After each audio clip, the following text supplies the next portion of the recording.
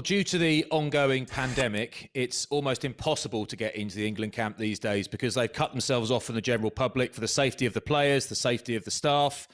But they have allowed me to virtually penetrate their bubble, so to speak. And three of the guys have logged in from the inside. Joe Marler, Mako Vunipola and Ben Youngs. Hello, gentlemen, and thank you for joining me. Hello, Flats. Hi, mate. Hello, Dave. Thank you for virtually penetrating our rooms. Ben, we're going to start with you. 100 caps, many hearty congratulations. Did you enjoy it? I did, Flats. Yeah, I did. When I got my 50th, I actually had like such a stinker. I had a terrible game, which might make these two laugh, but I had such a bad game. So I was like, experience was like, right, don't make it into something it doesn't need to be. Just like treat it like another game. So that was the approach, and it seemed to work. But then post game, it was good. I was able to sort of enjoy the moment, absorb it, and then obviously when the other result came in, which we watched, able to fly into it a little bit and properly celebrate it. What was your 50th game, Len? My 50th game was Fiji in the opening game of the World Cup. You remember? And do you remember the opening kickoff? The opening kickoff, like the ball went deep, and I was like in a slot, and it should have been my ball. And for whatever reason, I don't know, like just obviously totally bottled it with Nunmani probably chasing it. So I sort of left it thinking Parley was going to take it because that's his job. But he left it, and I left it, and then it just bounced. Here we go. Knife. Yeah. It was Jeff's fault. Yeah, you heard it here first. Yeah, completely. It was 50 caps ago, mate. Let it go. I actually commentated on that one, and it's really awkward because, we know each other reasonably well, but you were really, really bad that day, and I just had to say it how it was. So I'm glad you can acknowledge it as well. Yeah. You dream of these moments, running out, in front of the team. You turn around, and all your mates are sort of coming out. They have a huge amount of respect in their eyes, but around you is complete silence. Did that feel a little bit odd? Yeah, mate, that was like doing it the club stuff. It's actually been all right, like no crowds. It's kind of fine, but then obviously when the stadiums get a lot bigger, it was weird, like walking out, and then I sort of trotted out, and I thought, it's a bit strange. And then luckily James George was only just a little bit behind me, and we did have a little chuckle about it, to be honest with you. I was sort of a bit strange, but never mind. It is what it is. I'm just pleased I've done it. Do you know on your first cap you got to sing a song? Is there anything for 100, or are there so few people that have got there no one's thought of anything? Well, there's a bit of a debate about this because me and Mako, I was saying to Mako, I didn't ask Jace, but I don't know if Jace did a song or not when he got 100. So there was no one in the squad that could actually confirm this, apart from Hilly maybe, but we didn't ask him. So, but yes, I ended up having to sing a song, yeah. But I was going to try and get you to nominate someone, yeah.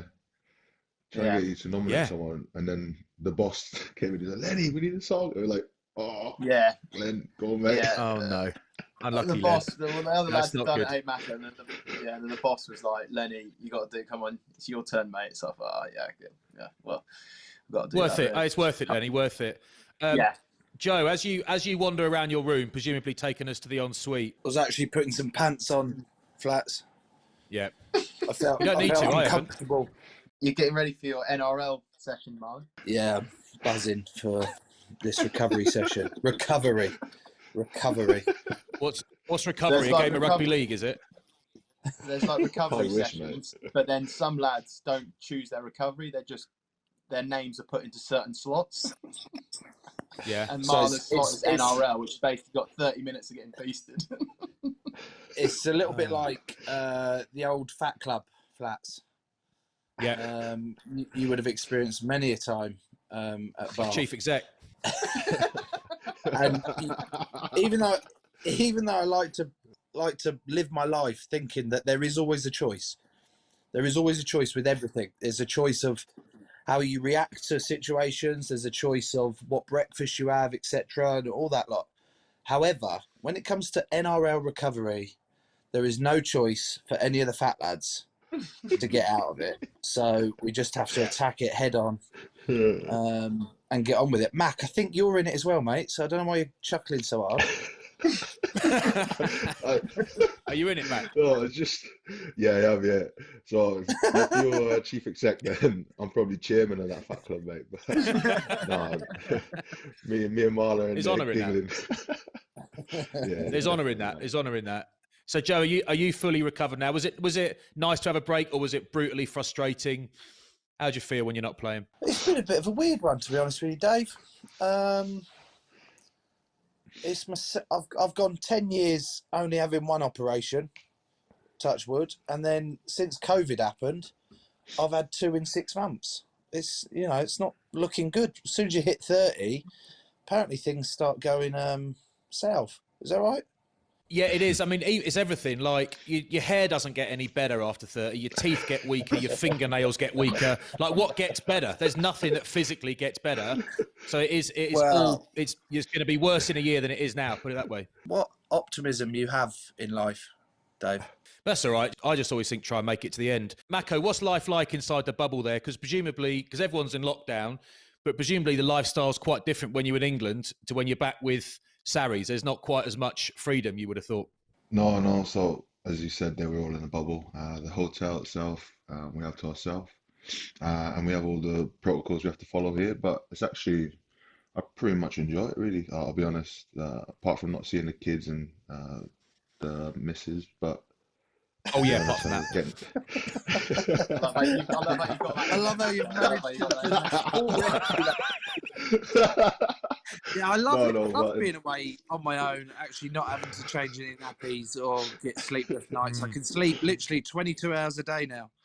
To be honest, just being able to be here and kind of play rugby is just it's a privilege with everything that's going on. So I'll be honest, I'm just immensely grateful that we have the opportunity. Being in that England camp must be like a more extreme version of like being on a cruise ship. So you're there with all your mates and there's loads of stuff put on for you to do, but ultimately you can't leave or you're not allowed back in. Is it a bit like that, Ben? Yeah, it's a bit. To be fair, Mako touched on, like, we are unbelievably privileged that we get to carry on doing our job whilst so much else is happening outside. But Charlotte Gibbons, who's literally is the best team manager in the world, I'll have you know, has made the hotel so entertaining. Like, we've got games room, there's all sorts going on, there's plenty of stuff for lads to try and entertain themselves and do all that, because we're going to be here for the next month, and come the end of it, we probably will be climbing the walls a little bit. But she's done a great job in making sure that that doesn't happen too early. Yeah, is there like an entertainment committee, or is this lovely team manager doing it all on her own? We do rely on Charlotte a fair amount to do most of it, to be honest with you. Yeah, there is. I mean, Mako, you organised little football last night and a bit of social, except for no football was actually on. We just stuck to the social. Mate, it was West Ham Fulham. Who wants to watch that? And plus, you have to pay on pay-per-view. So, no offense to any fans out there, like, mate, I don't want to watch that. No, but not even West Ham fans want to watch that, mate. But we actually do have like a social team in Jamie and Elliot. Yet they've done nothing yet. So apart from organised golf before in the mini camps when we can play golf, just so they can go and play golf. Do all of you boys play golf? Yeah, yes. Really good. Exactly. They're organising it for themselves. Yeah, I actually got binned off out of golf. It didn't work, didn't it, Marler? We had to sack you off because we needed to get in the pairs. It worked for me. It didn't work for you. You called me. You went, mate, you coming to golf in the morning? I went, how am I feeling? Yeah, all right, I'll come. He was like, cool, cheers. 2 minutes later, was it Jamie? I think Jamie rang me. He said, mate, are you coming to golf tomorrow? I said, yeah, I've just spoken to Len and said, I'm coming to golf. He said, oh, I'll be honest with you. I was like, what? He was like, it's better if you don't come. Killer. Right, okay. So it's back to that choices system again. Apparently there isn't always a choice when boys who are meant to be your mates just sack you off. It's when people who are meant to be your mates become dictators. It's all just underwhelming, isn't it? What a shame. Jamie, George, you'd have thought. Have you lads all got your own rooms, or are you all sharing, or do you get to go on your Mako? Are you on your own? I'm on my own. Yeah, we're all on our own. So obviously with the restriction stuff, we're all on our own. Some boys don't seem to enjoy that as much. You're not as sociable as the others, and I respect that because I'd be similar. But some people prefer sharing. Are you glad to be on your own, or do you wish you had someone in your room with you? I don't mind, but if I had a choice, I'd like to be on my own, and just, I guess I don't really like talking too much. So as much as I can, I go to my room and sleep. But every now and then I'll pop out and see the lads. What about you, Joe? Do you like being on your own, or do you want the company? I float between the two. I like being on my own a lot, to be fair.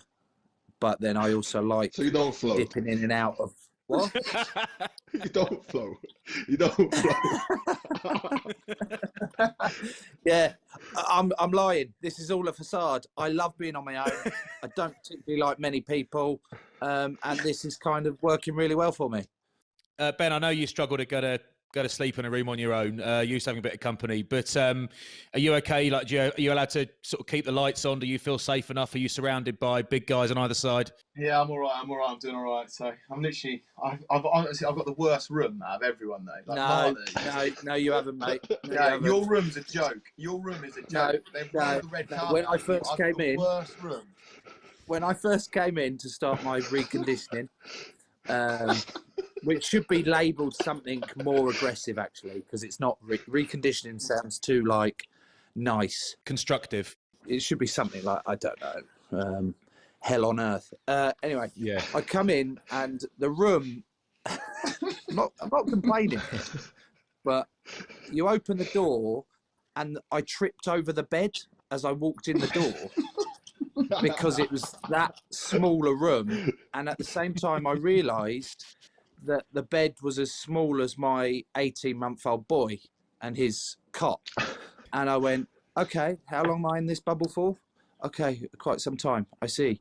But it's fine, I'm not complaining. I'm very privileged to be here and lucky to be here.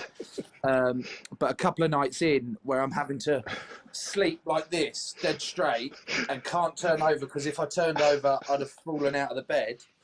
I said enough was enough. I put in a small written complaint to the amazing team manager that is Charlotte.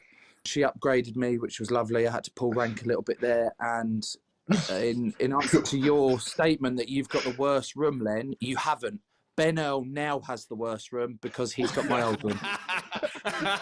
That's what counts. That's it.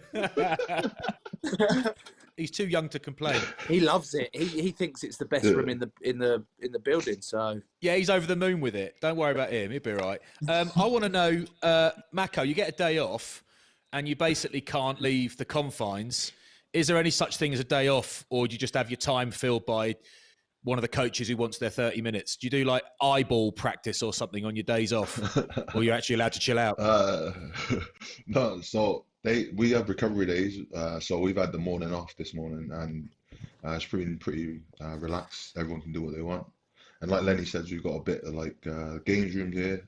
So I like a bit of FIFA, and with two kids at home, I don't really get much time to play FIFA. So it's nice to play a bit of FIFA against the younger boys. And but no, if the coaches want to speak to you, obviously they'll come and get you, but they tend to leave you alone. Is there anyone in camp, Ben, who is sort of constantly forgetting protocol and getting the COVID stuff wrong, or is it all kind of quite relaxed and automatic already for you boys? Is there anyone who's a bit of a COVID denier?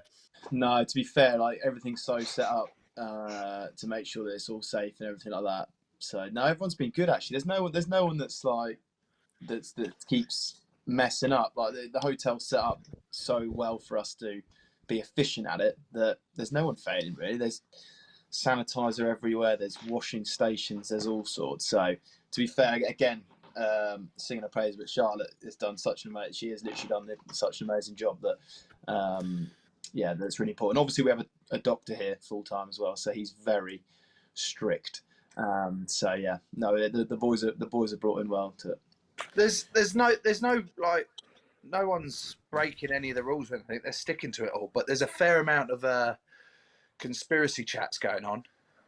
Yeah, there's a bit of that. Yeah, and Sam Underhill to the fore, led I imagine. by Harry Williams and Johnny May. Oh, there you go. Harry Williams. Oh my goodness. Wow. Oh really? Yeah. Mate, you could get lost down several rabbit holes talking to them over lunch. Wow. They're not having it. Are they not having it? Are they calling it the plandemic? Let's just say there's some dubious conspiracy theories coming out of their mouths. Yeah, just don't mention the moon landing in '69 because that gets these people going. That's genuinely been brought up, as well as no. flat earthers. Yeah. What else? And the Trump election at the minute. He's going last night, wasn't he? Oh my Was he? God, he was going off on one. He was Off, and he going, gets yeah. very into it. Very. Oh, I love his passion. I love his passion for it. But But as long as you're not the one experiencing it for more than 3 minutes at a time. Mako, has Ben changed at all since he got 100 caps? Joe? he got obviously handed was it a watch, Len? Lovely watch. Obviously commemorate his 100th cap, and it's something beautiful, to be fair to him. But no, apart from that, nothing really. Thanks very much for joining me, and all the best. Cheers, Flats. Thanks, mate. bye, Dave. Well done, guys.